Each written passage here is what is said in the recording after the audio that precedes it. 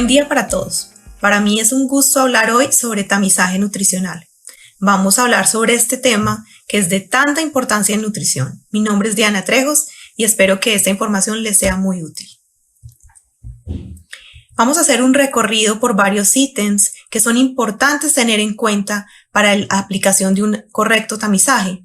Vamos a hablar de varios ámbitos, del ámbito hospitalario, del ámbito ambulatorio y también a nivel de home care. Desde hace más de 4 décadas, el Dr. Butterwood nos sorprendió con su comentario sobre el esqueleto en el clóset.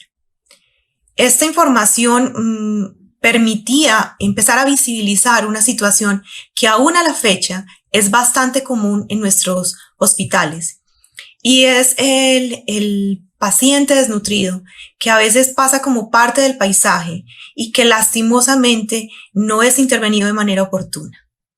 Para poder visibilizar un poco más esta situación, son múltiples los estudios que se han desarrollado desde ese entonces hasta la fecha.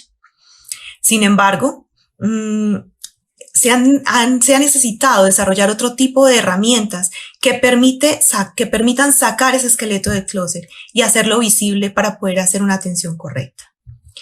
Los costos de la malnutrición todos los conocemos. Estos costos implican un aumento de las infecciones, de las complicaciones en los pacientes, un mayor tiempo de estancia hospitalaria, y esto a su vez genera mayores costos al sistema de salud.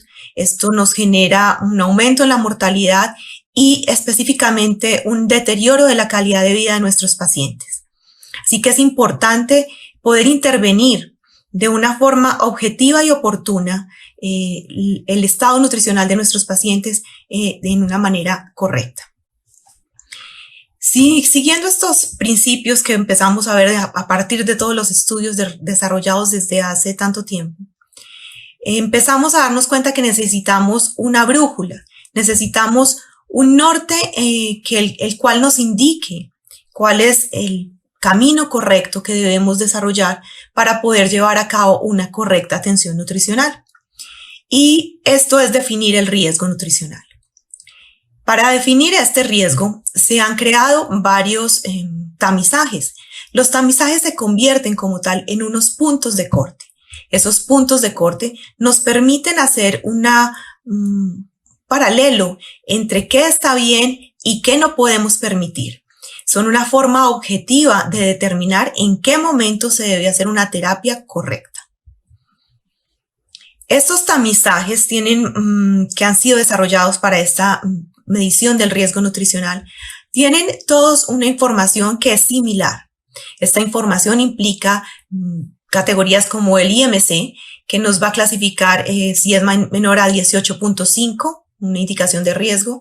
También si tenemos una pérdida de peso de más de 5% en 3 meses o 10% en 6 meses. Un IMC menor a 20 y una pérdida no planeada de peso mayor al 5% entre 3 y 6 meses. De igual forma, incluyen también información sobre la ingesta de los pacientes, si han comido poco o nada en los últimos 5 días o si se espera que en los próximos 5 días vaya a ser una ingesta baja. Y de igual forma, a la ingesta, tenemos la información sobre la capacidad de absorción intestinal, sobre las pérdidas de nutrientes que pueden tener y el incremento significativo de las necesidades nutricionales, básicamente por procesos de inflamación y enfermedad que tienen los pacientes.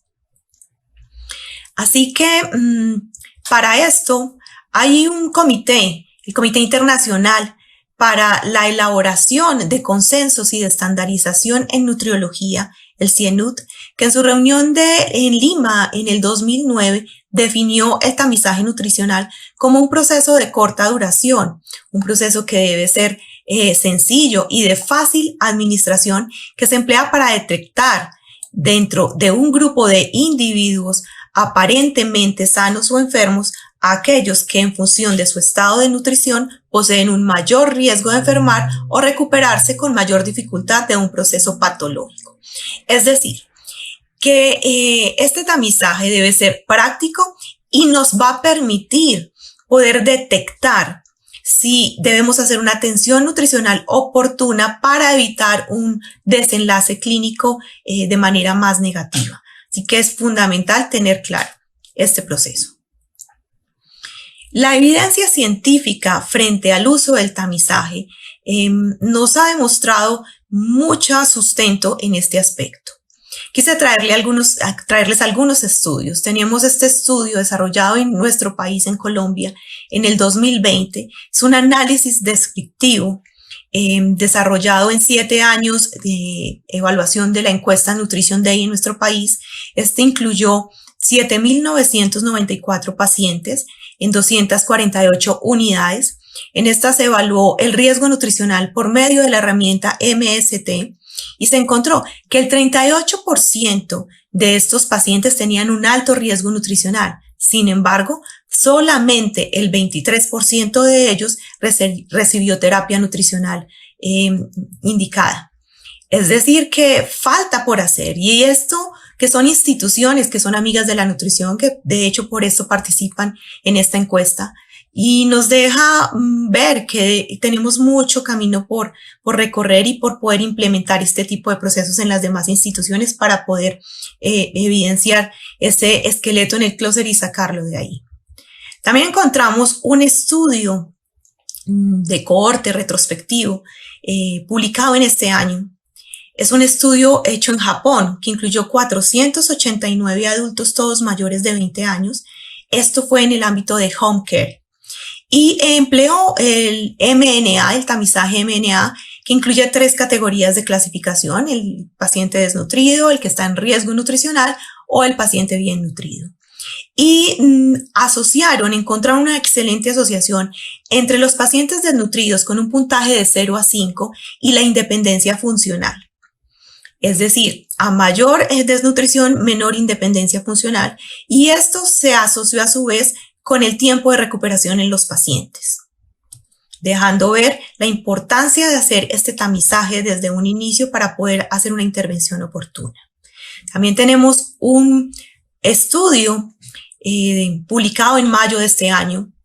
Es un estudio prospectivo realizado durante 20 meses en Estados Unidos. Este estudio evaluó las prácticas de detección de la desnutrición en la historia clínica y realizada por medio de los médicos. Se encontró que el tamizaje MST tenía una tasa de finalización del 74%. Y aunque uno quisiera que fuera del 100%, esto nos indica que requiere educación y apoyo para que los equipos de salud puedan desarrollarlo e implementar el tamizaje, porque esto nos va a mejorar la detección como encontraron en este estudio y la oportunidad de atención en este tipo de pacientes.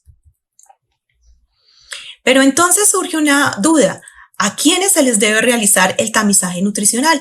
Y esto es, desde una normatividad, desde el ámbito de la habilitación en salud, debe ser aplicable a todos los pacientes. Y desde el punto de vista clínico, también esta recomendación viene hecha por todas las guías internacionales, por la Asociación Colombiana de Nutrición Clínica, e implica que todos los pacientes, independientemente del ámbito de atención hospitalario, ambulatorio o home care, deben ser evaluados por medio de un tamizaje nutricional al ingreso a la institución. Los pacientes que se les considere o se encuentre en ellos un alto riesgo nutricional deben ser sí o sí interconsultados a nutrición para poder tener una valoración nutricional completa. Y aquellos que presentan un bajo riesgo nutricional o no tienen riesgo nutricional deben ser vueltos a evaluar en el ámbito hospitalario a la semana siguiente y en el ámbito de home care o ambulatorio en el control siguiente con el médico. Conocemos bastantes tamizajes, algunos más de mejor recordación que otros, algunos más escuchados por diferentes estudios, pero básicamente estos son los tamizajes que más encontramos. Tenemos el tamizaje BOSS, la valoración global subjetiva, el MNA, el NRS 2002, NSI, CONUT, PhilNut, Ferguson, que es el mismo MST, y el Nutri-Score. Hay algunos que son de mayor uso, que han tenido una mejor evaluación en los entornos clínicos, y esto ha permitido detectar que son tamizajes que al ser validados se encontró que son supremamente sensibles y específicos, y permitió como tal esa validación en estos ámbitos. Pero entonces la pregunta que surge es: ¿cuál tamizaje debo seleccionar? ¿Cuál es el mejor tamizaje que debo aplicar a mis pacientes? Y vamos a hacer una revisión, depende del ámbito de atención y el tipo de pacientes que tenemos. Una información que hemos encontrado que arrojan los diferentes tamizajes. Algunos tienen mayor uso de información del tipo antropometría, de ingesta, de severidad de la enfermedad y algunos otros aspectos. Todos son muy importantes, pero como les digo, la validación del tamizaje en los diferentes entornos debe arrojar que son específicos y sensibles para evaluar ese riesgo nutricional. Y con base en esa información es que se ha determinado actualmente cuál tamizaje es el que mejor se debe emplear en cada uno de estos ambientes. Frente a la selección del tamizaje en el ámbito hospitalario, ambulatorio y de home care, es importante indicar algo que no se nos puede pasar, y es quién va a realizar el tamizaje. Tenemos que tener definido esto primero antes de la selección del tamizaje. ¿Por qué? Porque el tamizaje requiere un tiempo y hay algunos tamizajes que son mucho más extensos que otros. Algunos requieren mucho más entrenamiento y experiencia del personal. Entonces es importante tener claro quién realiza el tamizaje para poder hacer una adecuada selección y una asignación a su vez del tiempo de desarrollo del mismo. Esto va muy de la mano en a quién se va a reportar el tamizaje, es decir, a quién se le informa que los pacientes están o no en riesgo para poder hacer la interconsulta, cómo vamos a verificar que se haya hecho esta ejecución y cómo vamos a evaluar. Esa evaluación parte de la creación de un indicador que nos permita determinar y evaluar en el tiempo si estamos haciendo lo correcto en la atención nutricional de acuerdo a la medición de este riesgo.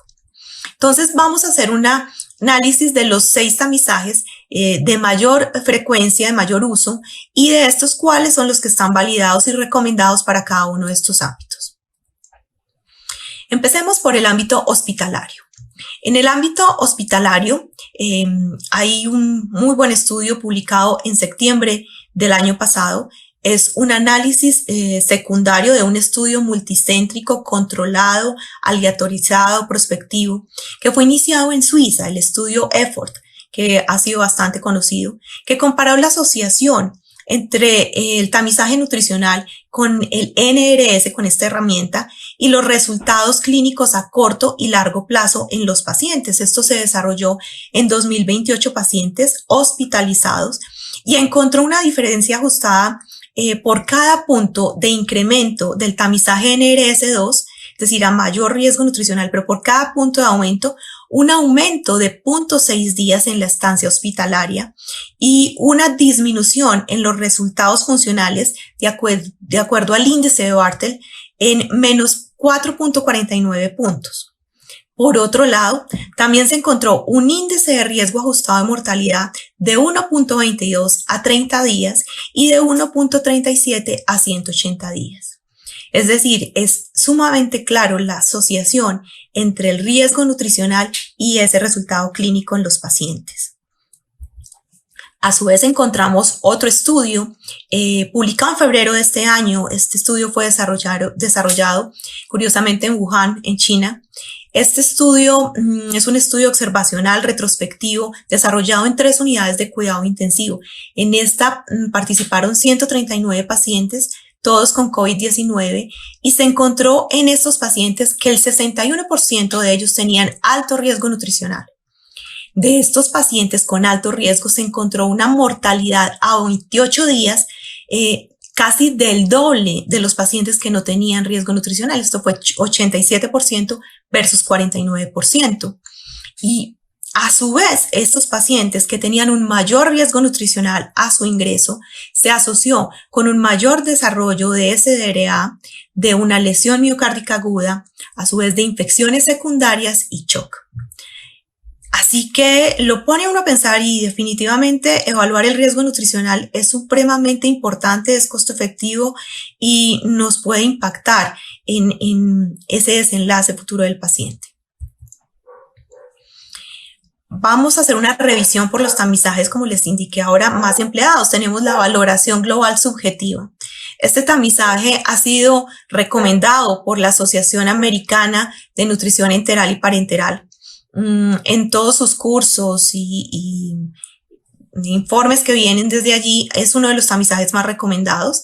Es muy buen tamizaje, sensible y específico. Sin embargo, requiere experiencia del personal que lo hace y toma mucho más tiempo por la información que se recoge en él como tal.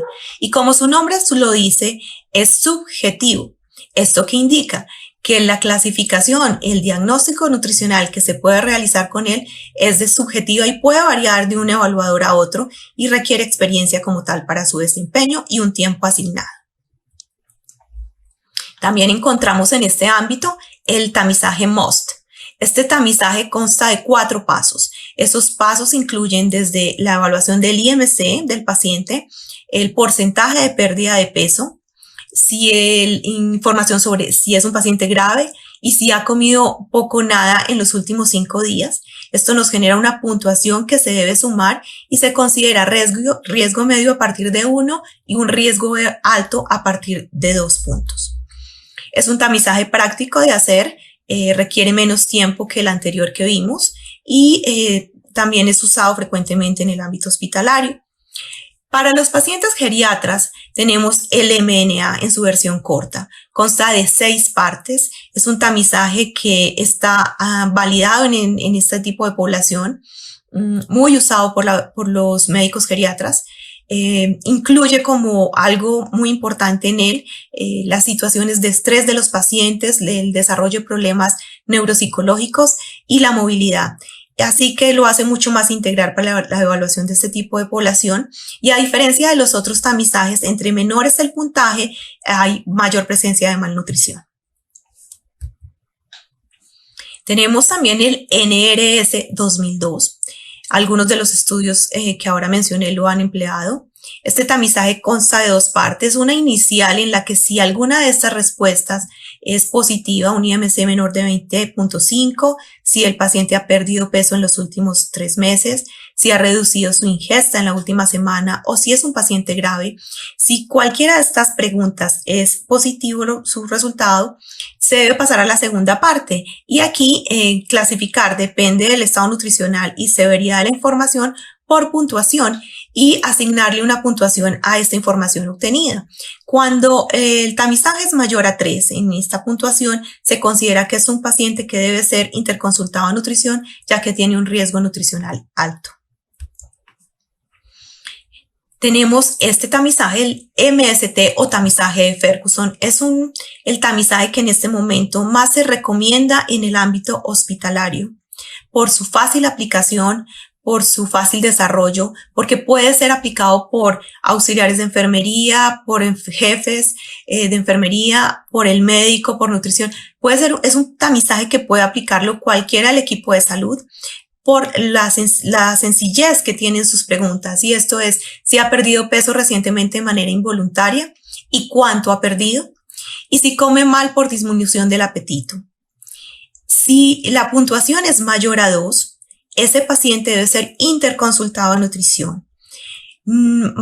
Por lo general surge una pregunta con este tamizaje y es, ¿entonces muchos pacientes van a ser interconsultados? Sí, porque la persona o el grupo indicado para determinar si ese paciente requiere una atención nutricional específica o requiere un ajuste de su dieta, un enriquecimiento de su dieta, si solamente requiere educación nutricional o si requiere una terapia médico-nutricional más avanzada, es el nutricionista. Es la persona que debe determinar si ese paciente requiere o no, si se beneficia o no de una terapia médico-nutricional más específica.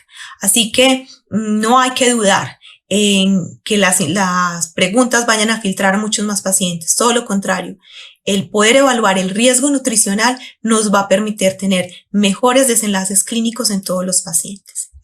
Y por último, en el ámbito hospitalario, les quiero traer este otro tamizaje que es el único que está validado en el ambiente para cuidado intensivo. Este tamizaje consta de 6 partes en su versión larga con interleuquina 6 y en su versión corta no la incluye. Cuando no la incluye, la clasificación del riesgo se hace a partir de 4 puntos y cuando contamos con interleuquina 6 se hace a partir de 5 puntos. Hay un limitante que tiene este tamizaje y es que no incluye información de la ingesta del paciente ni de la pérdida de peso reciente. Y ese ha sido un limitante que ha disminuido su aplicación y que ha hecho que las guías internacionales actualmente consideren el paciente crítico como un paciente con alto riesgo nutricional. Es decir, que debería ser siempre intervenido por los grupos de nutrición. En el entorno ambulatorio encontramos también evidencia científica. Y este estudio que quise traerles es un estudio transversal desarrollado en el 2017 en 208 adultos ambulatorios de atención oncológica en Australia. En este estudio emplearon la herramienta MST dirigida por el paciente y esto significa que el mismo paciente se le da una hoja con el tamizaje donde él puede diligenciar, al ser dirigida por el paciente está adaptado para que él pueda entender y hacer el uso de información que le va a permitir al profesional de salud, cuando recibe la hoja diligenciada, tomar una decisión frente al riesgo nutricional del paciente. Se ha encontrado que es una herramienta que es fiable y que es bien aceptada por los pacientes y mejora las tasas de finalización como tal del tamizaje. Esto habría que pensar en que puede ser un futuro desarrollo y una futura evolución en el ámbito ambulatorio en cuanto a tamización nutricional. Algo similar se encontró en este otro estudio, también en Australia. Ellos han liderado en general la aplicación de riesgo nutricional de los tamizajes. Debemos recordar que el MST fue desarrollado por un grupo australiano en el 99 y este estudio, que es un estudio observacional del 2016, hizo el empleo del formulario abreviado de valoración global subjetiva generada por el paciente en 300 pacientes también oncológicos en el ámbito ambulatorio. Indicó que es una herramienta que es supremamente sensible y específica y que, al igual que el otro estudio, nos puede indicar la evolución en la atención y en la evaluación del riesgo nutricional en este ámbito. Actualmente, el tamizaje que se recomienda para el ámbito ambulatorio es la herramienta MOST. Como les expliqué, consta de 4 pasos y la indicación de la intervención nutricional debe ser realizada después de encontrar si tiene un paciente riesgo nutricional como tal. Frente al ámbito del home care, también tenemos una evidencia científica en este aspecto, es decir, esto se ha hecho en todos los ámbitos y se ha encontrado una excelente relación en cuanto a hacer una atención oportuna y el desenlace clínico del paciente. Hoy quise traerles para este ámbito un estudio de cohorte publicado en este año. En este se evaluó la relación entre el riesgo nutricional medido por la herramienta MNA en su versión corta y el rendimiento físico de los pacientes con una batería corta para evaluar el rendimiento físico, la SPPB. Esto se realizó en 499 personas y en esta se encontró un mayor riesgo nutricional, tenían un rendimiento físico mejor, es decir, cuando tenían una mayor calificación en el MNA. Recuerden que el MNA es un tamizaje que nos va a dar una mejor calificación nutricional a mayor puntaje y encontramos que los pacientes tenían un mejor rendimiento físico cuando tenían un mayor puntaje nutricional y viceversa. Esto se asoció a su vez con incrementos de neumonía, con un incremento en las heridas por presión y en general de infecciones en estos pacientes cuando tenían una mala calificación de su estado nutricional. Así que debemos recordar que en el ámbito del home care los tamizajes recomendados son el MST y para población geriatra el MNA. Esto es fundamental tenerlo claro y para poder implementarlo en nuestras instituciones y poder tener una adecuada evaluación de ese riesgo nutricional en este tipo de pacientes.